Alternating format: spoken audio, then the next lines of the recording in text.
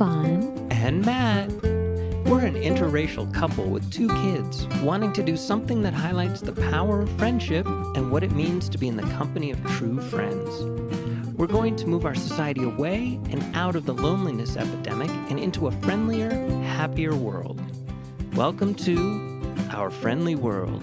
Better, stronger, together. Welcome back, everybody. Welcome to our friendly world. Hello. Hello, everyone. Okay. Yes? I promise this will go back to friendship. I just want to share something. Oh, dear. A few weeks ago, I had a dream job in my voiceover career. I had to go to the big city, the big city, to a majorly beautiful professional sound studio to do a job. Dream job. It was great. I was on cloud 9. I was flying high. Felt so good. Dream come true. Okay. It was so good that I was like, is something wrong? Like, I had to ask the clients, like, are you serious that you're happy or are you being nice? I said that. Those words came out of my mouth. Uh-oh. And they didn't really answer me other than saying that was great. They said that was great. And then I got the sound engineer all alone. I'm like, listen, tell me the truth. How did it go? She said, that was great. I'm like, woohoo. I was flying, right? I get out of there and I did it in not that many takes, which they said was great because the person before me had a lot of takes, they said. Whatever. Okay, so I'm leaving. Now I'm walking the streets. Not like that. I'm in the streets. It's very crowded and, you know, people tend to be very gruff and stuff. But everyone was smiling at me. I was smiling at everyone else. It was like one of those Disney moments where the birds are landing on your shoulder.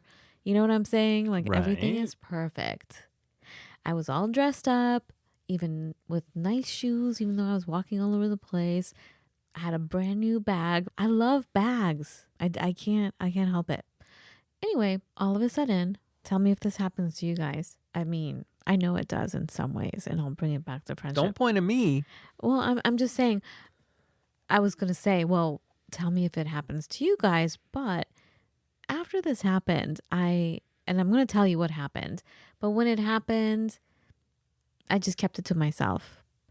And then, I don't know, a week later, I had a meeting with one of my business coaches. And we tend to have really great conversations together, and it gets quite spiritual. Even though we're talking about business and everything, it all comes back to spiritual stuff. Examples from, like, she'll pull things out and say, well, you know, it's actually like in the Old Testament. Like, she'll like bring things up like that and tell me stories that are totally relevant to today, to what you're going through. But she said everyone goes through this. And I'll get to that later. And this was so helpful that I feel like I need to share it with everyone. All right. So what happened was I was so happy. I was proud of myself because all the training, everything over the years, it all pulled through. I felt so successful. Good. And happy. Good. Everything. Shiny, bright. And as I was walking, all of a sudden, I caught a glimpse of myself in the one of the shop windows, you know, in the glass. And all of a sudden, I spiraled. I'm like, look at you, you're so ugly. And I was wearing this big, like, flowy summer dress. You know, it wasn't big, but, you know, a nice, beautiful, flowy dress. And everything got so distorted, and I started to tell myself, look at how incredibly obese you are. You're a monster. You're so ugly. Why would anyone want to work with you? Like, these thoughts came to my head. And I didn't tell you, Matt, and I definitely didn't tell the family, right? Because I didn't want to repeat that kind of stuff. So in the quiet silence, like protection of my private conversation with my business coach, I told her this. And she was quiet for a few seconds. And I said, what do you make of this? Do you have any suggestions for me? And I didn't know what she was going to say. And then she told me a story. And she told me everything is normal. Everyone, especially creatives, go through this. And I want to say we go through this when we meet friends too, in relationships. You can call it what you want. You can call it sabotage. You can call it like, I don't know. Some, like in the Jewish religion, they call it the Yetzer Hara. Basically, it's like the devil coming to take away from you or take you away from your path. Or, you know, the opposite will show up. Do you know what I'm saying? In the form of a thought. So you may be meeting someone, you're like, yay, this is wonderful. And then all of a sudden you'll say to yourself, yeah, well, I don't deserve it. I'm not a good person, or I'm not hip enough. I'm not pretty enough. Whatever the weird thing is, it shows up. It could show up in business. It could show up in friendships, but, you know, marriages, all of that. And what my business coach told me was that it's always the things that you're most insecure about that will show up. And guess what? It has nothing to do with what you're dealing with. So she broke it down. She said, first of all, you're not obese. Hello? You're not ugly. You're not any of those things. And guess what? It has nothing to do with your voiceover career, does it? Let's say you were those things. What does that have to do with your voice? That's not why they're hiring you. And she did that to make a point that, so what? You know, it's illogical, right? Right. But it's the stuff that comes through. And like I said, you can call it whatever you want. Sabotage, self-sabotage, the devil, whatever, right? Why are you making those faces? Did you not know? I'm almost afraid to say anything at this point because I'm afraid I'm going to say the wrong thing. So we'll see how this further develops. So one of the things I was told to do by my coach was she brought up a book that I thought I was one of the very few people that knows about this book. It's on my desk. She brought up 2 books. And every time I was like, oh my God, that's on my desk. Oh my God, that's on my desk. I look at them every day. They help me. Mm-hmm. One of them is The War of Art. Everybody's familiar with The Art of War. This is called The War of Art. The War of Art, Break Through the Blocks and Win Your Inner Creative Battles. That's the title. And it's by Stephen Pressfield. And it talks about that. It talks about when you're on your path, when you're creating something will show up that will take you away from that. There are a few books that talk about this. And then the other one was, oh no, I'm blanking out on it. Anyway, bottom line. The thing is that she told me to write a letter to myself, but not to myself, to the thing that shows up. For some people, it's fear. So you write a letter to fear saying, hey, I know you're riding in the car with me, but guess what? You're not going to be in the front seat. You're in the back seat. And guess what? You don't get to make the final decisions here. But you get to pick the radio station? You don't even get, you've read that? No. Oh my gosh. It's from this book and it's a letter she writes. It's a very famous person and I'm so sorry. I'm totally blanking out on the name, but it has to do with creativity. And she says, and you do not get to pick the radio station. Oh. The fear does not. I know. Oh, poor fear. No, Matt. Basically, it's saying, I hear you, you can speak, but you are not going to control the destination. Mm-hmm. You're not controlling the wheel here, you know? So I'm like, okay, so I have to write a letter. First of all, I have to name it. I don't know what this is that shows up for me, but it's always this, you know? It comes from childhood. Like every time there was a big thing, like a big party to go to or, you know, an important thing to go to, I was always ridiculed for, not ridiculed, I mean, like told how awful I look. And, I'm not a good person and I'm ugly and all this stuff.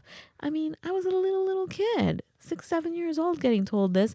And hello, my parents bought the clothes and they're telling me how awful I look. Like, you can wear that? Come on. Do you know what I mean? It doesn't make any sense, but that kind of thinking has always been with me. Right. And it's this thing that shows up. And the kids and I were watching this TV series. Was it a TV series? It's that show. It's a What was series. it called? What was it called? Who Wants This? Nobody Wants This. Nobody Wants This with Kristen Bell. It's just, what was I saying? I totally forgot. Oh my When you meet, it was like, okay, so she got into a relationship, right? I like how they did it. They're both so happy. They show both characters separately going through these same thoughts. Like, I'm not a good person. I don't deserve a relationship that's good. I'm not a good person. I'm a bad person. Like, these thoughts come in. Mm-hmm. I'm just wondering, all of you listening, what kind of thoughts come into your head? What can you name it? I have to name mine. What would you name mine? Like, Goodness. It's not fear. Should I call it the blob? Hey, blob. See, if it was me, it would be a name like Percy or... Percy? Yes.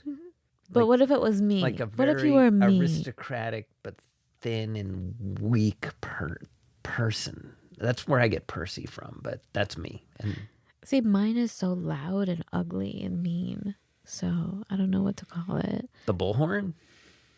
I don't know. And then do you call it something that has power because you're giving it more power, right? Like, Okay, so if like you say, hey, clown, so do you know what I'm saying? So like I keep working in really random circles. And one of my favorite authors that I first read when I was 8 and I still read to this day, Ursula K. Le Guin, shout out. In the naming of a thing, you control the thing. That's what she wrote in one of her books. And in the beginning, there was a word. But anyways, so I think in naming something, you gain power over it. And in this society that she had created, you had a secret name that you kept to yourself and you would only share with those people you trusted with your life because it was your life in this particular fantasy world that she had created. So I think the naming of things is important, and the other thing that you're touching on, I mean, people talk about there's 3 parts to everything. There's the body, the mind, and the spirit. And everybody says, the body, that's easy, right? I'm physical. I'm strong. I'm eating well. I'm sleeping enough. I'm mental. Ooh, yes, I read and I'm taking courses and I'm et cetera, et cetera. And the spirit, spirit's fine. We kind of push the spirit over to the left or to the right. And then we talk about things like faith. It's like, I'm a computer programmer. Yay for me, right? Why? Oh, well, I went to school and I worked really hard and all the mind stuff, right? The body stuff. I stay up late learning things and I focus on what I'm doing and I eat right and so what? Neither one of those things is truly important. I'm a computer programmer because I believe I'm a computer programmer, because I have faith in my skills and my abilities, yes. But ultimately, I believe. And that's it. That's all of it. You remember one of our neighbors, Aiden? Uh-huh. Do you remember what he's a teacher. Do you remember what he told me he teaches? I remember he used the SHIT word in the midst of it, but I don't remember all of it now. He teaches invisible SHIT. Oh, yeah, that's right. That's right. He teaches entrepreneurship. He teaches faith. If you believe in yourself. And so you how that talked to him comes more. about. He didn't say all of that when we. He didn't tell me that stuff either. But there's the message inside the message inside the message. And you have to pay attention. When the teachers come along and drop wisdom on you, you've got to be Johnny on the spot and pay attention. Like we were talking about various and sundry subjects for the show today, and something came up on the telly, and it was like I took a deeper look at it and I really thought it through, and I'm like, that's where it starts. It's about giving things the extra kind of oomph. It's I'm not going to accept what you tell me at face value. And why is that? Because the only way we learn something is to feel it internally, have it funnel through our body filters, our mind filters, and our spirit filters. Right. I'm totally aligned with the spirit filter. Like, I can't tell you why something is truth, but I feel it. I feel a lie. I feel like wires get crossed in my brain, and I have a nanosecond or a few nanoseconds of malfunction where the wires cross channel and fizzle out. Right. And when I feel that, I'm like, wow, I don't think I'm hearing the truth here. And it all happens in a split second, you know, so I can't put my finger on it. So you and I were talking about, well, what is critical thinking? I don't think I could break it down for myself to describe to myself what is critical thinking, because I'm not a very logical person. I'm a very intuitive feeling person. Right. So it smells weird to me, or it feels weird to me. You know what I'm saying? And by smell, I mean smell. Like sometimes I'll get a scent that will come to me and I'm like, that's weird. That's my way of critical thinking. So back to what we were actually talking about. Right. Why do you suppose you saw yourself in that glass and had that conversation with yourself? I don't know. I'm still trying to figure it out. And that's what you need to scratch at. That's what you need to try and figure out. And that's what ultimately is knowable. And it may be the most important knowable thing. You know, I hate the whole concept of tests, but I think it's an opportunity to see the contrast and go, I am a talented person. I'm actually pretty, and I'm actually attractive, and I deserve success. This is mine, instead of something taking it away from me. And for it to show up, as it showed up, I'm like, whoa. I recognize that it showed up. Usually I will spiral and try to hide, but there was no way for me to hide. And I had to go catch trains and buses and all of this, right? And I was in such a crowded city that I was like, whoa, I can't feel weak right now. Right. I cannot be that kind of whatever, vulnerable, whatever you want to call it. There's no time for that right now because I don't want to get mugged or whatever. So I'm like, whatever this is, shut up right now. And then I started to think, well, so what if I am all these things? Let me just find a place to get coffee because I'm losing energy here. Right. But I don't know. I think to answer your question, it was an opportunity for me to claim myself. I heard someone say, forget about your past, like thinking in terms of being rich, like financially wealthy. If you came from a background that it was not wealthy, why hold on to that? Why can't you tell yourself you came from an incredibly wealthy background? And when you have that thought, when I have that thought, Right. I feel so much better. Why do I have to hold on to a past of neglect or such a lack? Right. It doesn't help me. It doesn't ultimately serve you. Yes. It doesn't serve me. But even if I don't know what the reasons are or what the outcome actually is, all I can tell you is I feel so much lighter and happier and giggly when I think, oh, I came from mansions and extreme wealth. You know what I'm saying? And I'm like, hee hee, you know? Oh, dear. So I feel like in that, using that same kind of a tool, I can put aside thoughts like that will sabotage me or take me away from where I need to be. Where I need to be is matching that kind of energy that is powerful and magnetic and incredibly like bright and happy, to say, hey, I am this voice. You want me. I'm here to help. I am here to create this thing with you. As opposed to, I suck, I'm ugly, I don't deserve to be here. by, Right. does that answer your question? It doesn't. Okay. Because I want to just project what would have been going on in my head if I was in the exact same situation. Tell me But I'm what. probably wrong. But tell me. But I'm probably wrong. Just tell 'cause me. It's the Tao of Matt. We're talking about the Tao of Fawn, not the Tao of Matt. But what would be going through your head? Well, you got your dream job. Right. Objectively speaking, my faith is easy. It's easy to believe in myself right now, as far as career-wise, right?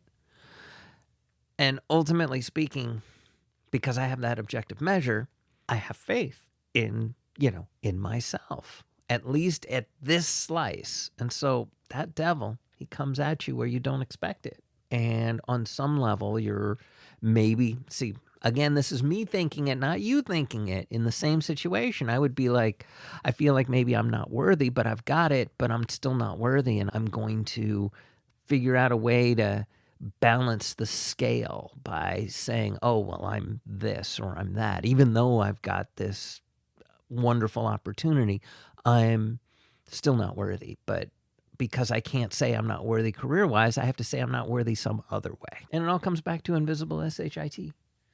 Faith. I want to revisit the whole naming thing. Mm-hmm. And I'm listening to what you're saying, but I'm also remembering what I was told by my business coach. Mm-hmm. There's some parts of you that you have to fight. It's like being in a relationship with a friend or anyone. You are bound to get into conflict with one another. So there's some things that you're just going to have to fight. There's no getting around it. You will come across an uncomfortable situation. True. Or something where you have to communicate and it won't be comfortable. Right. So it's the same thing in a way. There's some parts of your story you have to leave behind.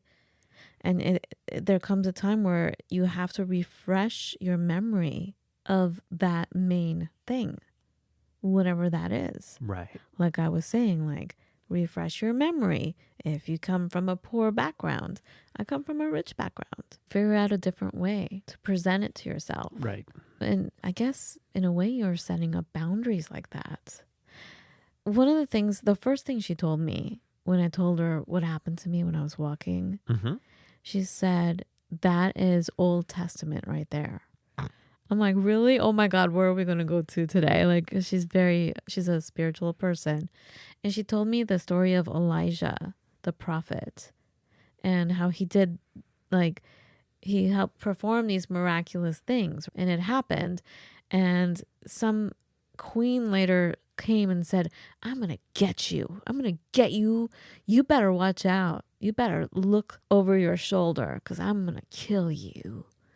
And he freaked out so bad that he ran, I think, to the mountains. I don't know if I'm saying this right, guys. I don't know the whole story, but I guess he ran to the mountains to hide. And the main part of the story was that he knew he could perform miracles. Like, he knew that he had God on his side. Right. And he was part of the miracles, right? Mm-hmm. But he didn't think that the miracles could exist for him.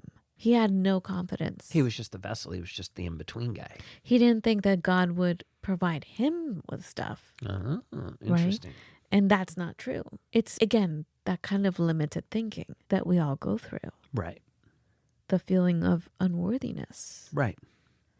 And that's why, like, for me, I've been blessed, it feels like, in this life, to everybody I've considered like a personal hero or somebody I wanted to emulate or any of the rest of it, they always screw up. It doesn't necessarily keep me humble, but it keeps me going with an understanding that nobody's perfect. Everybody's finding their battles. Exactly. Everybody goes through struggles. Everybody goes through their battles. Everybody comes to some kind of a compromise within themselves sometimes. That's what Kathleen was saying, that everyone goes through this, Mm-hmm. right? And can I share one other thing she told me to do? Uh-oh. Which also, at the same time, just talk about synchronicity. At the same time, I have also been going to the chiropractor. He was telling me the same thing. And Kathleen, my coach, was telling me the same thing. Because she talked about, she went to her therapist And she said, I want you to take a look at this. And she talked about the feet. Mind you, she didn't know I was going to the chiropractor, and he was telling me the same thing. There's a point on your feet, at the center of the bottom of your feet. Like these points. The tickle spot. I don't know, honey. But like all the points come together in one particular spot. Okay. And it's like in the middle of like your arches, like in the middle of your feet. There's this axis or something. But that's where you find grounding. And that when you plant your feet, remember we were talking about the hero position? Like you hands stand, on your hips. Hands on your hips, your feet wide apart. Right. You're standing like a superhero. And your hands on your hips forces your chest to spread. So you're occupying, it's almost like you're occupying almost as much space as you can while standing up. But they've done studies where people do this for 5 minutes. Or is it 10 minutes? 5 minutes, I think. You do this on your own before you go into a job interview. They tested all these people. Right. One group did this on their own, stood in that superhero position, and then they went in for the job interview. Same exact everything, qualifications, everything.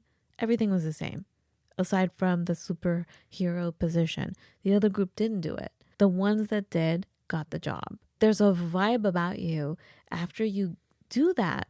And what Kathleen was saying is it's not necessarily, because I'm like, oh, you're talking about the superhero position. She's like, no, it's really about concentrating on your feet and getting grounded by spreading your feet, your toes in a way that that point at the bottom of your foot actually touches the ground, that it creates something in your spine. It's something electrical also within your body that gets activated. She described it as having a strong back but a soft front, which is interesting. If you think about it in terms of friendship, having a strong core, strong back, but a soft heart, like your arms are open. Do you know what I'm saying? I do. But yet you're so strong. If you think about a mother who has such a warm embrace, you feel safe in. She's strong and soft at the same time. So to remember that kind of energy flow, that was another thing, another piece of advice she shared with me that I wanted to pass on today. Did I skip over what you said, though? Nope, not at all. But again, for me, it's, being strong on all three quadrants and not paying lip service to one or the other. Could you repeat the 3 quadrants again? Body, mind, spirit. Spirit gives you faith. Yeah. And it to me, it's an interesting thing, at least by my way of thinking. Having spirit together is the most important. We tend to push it to the side. But when you're feeling so bad about your physical, how can you be strong in the physical sense? So if you feel like you're not pretty enough or attractive enough or whatever the fighting weight is, right? Then how do you deal with that? How do you balance that part of it? Yeah, absolutely. And that's where, in my mind, it's almost like it's a tripod, right? The 3 things. And so you figure out how to combat it using your mind and using your spirit. But if your spirit is atrophied, if you don't have a strong sense of yourself and a strong belief in yourself, from whatever, be it from you feel a higher power is directly communicating with you, or you feel like you are grounded, centered to the earth, any of those things help build your faith. If you don't have 2 of those legs, if all 3 legs aren't reasonably strong, when one weakens, what do you do? And that's really the trick. So it's about strengthening the other quadrants and then figuring out what that means, because your mind can help you say, wait a second, but you ran a marathon yesterday, or whatever it is. Because people come up with some really weird kind of justifications for why one of these aspects may be lacking. You know what that reminds me of, Matt? When we first met, we met in the martial arts school. And I would show up. I had a miserable job, miserable bosses. And I would come in crying from my day, because I would go straight from work and then quickly change. And then we were in the martial arts school, right? And you would see me all weepy and stuff. And you said something to me that was like, gosh, I don't remember your exact words. You said, first of all, you said a few things, but like you said, sometimes things get absurd, right? And then you have to laugh at it. But what Yes. you said was, when things get bad, there's always one thing that's actually good, and you just put all your focus on that. Do you remember? Yes, I do, because How that did you? that was my mantra at that point, because What it was felt it like though everything exactly? was upside down in my life for a moment. So could you tell me what you told me back So then? when it feels like everything in your world is just has collapsed for whatever reason, you rack your brain. Typically, there's at least one thing in your life that doesn't suck. And maybe it's as simple as, I have these new shoes. It doesn't matter what it is. But there's something in your life that helps, that builds, that has you feeling like it's going to be okay. Unfortunately, there's 99 things that are telling you that everything's not going to be okay. But it's about focusing on that one thing that says everything's going to be okay. And then once you breathe into it, once you stop hyperventilating or whatever the equivalent is for what you're doing, your panic, once you get over your panic, then you figure out how to expand that. And maybe it's as simple as, wait a second, there's only this one thing that sucks. Everything else is okay. Okay, that one thing that sucks is a big deal, but it's still only one thing out of like 20. And So- other times it's about figuring out what aspects of yourself, your life, that you want to empower or get stronger in. Got it. By the way, Kathleen said things will get worse. The more successful you are, the more this voice gets louder. So you have to figure it out. You have to figure out a way to talk to it, which is why she's like, I want you to write a letter. Like, by the way, I remembered the book. It's Elizabeth Gilbert. The book is Big Magic. Okay. So she writes a letter to fear, right? See, I would say that's her Tao. That's not my Tao. But you said you name it. It's good to name it. She named it. Well, in naming a thing, you control a thing. You are. I did absolutely say that. But as far as like naming my feeling, I wouldn't. I would be working on growing everything around it to choke the weed in my garden. Yeah, do you kill it? Why do they have it around? Right. Well, because it never goes away. That's part of nature.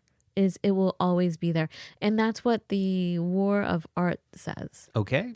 Well, It's part of nature. you know, there are It's certain the yin and yang. there are certain aspects, yes, you're right, that won't go away. But for everything that could possibly go away, choke it out, put it in a stranglehold. In a way, build she's your doing garden. that by saying you're going to be in the back seat. You're not going to be the driver. Right. And you're not going to control the radio station.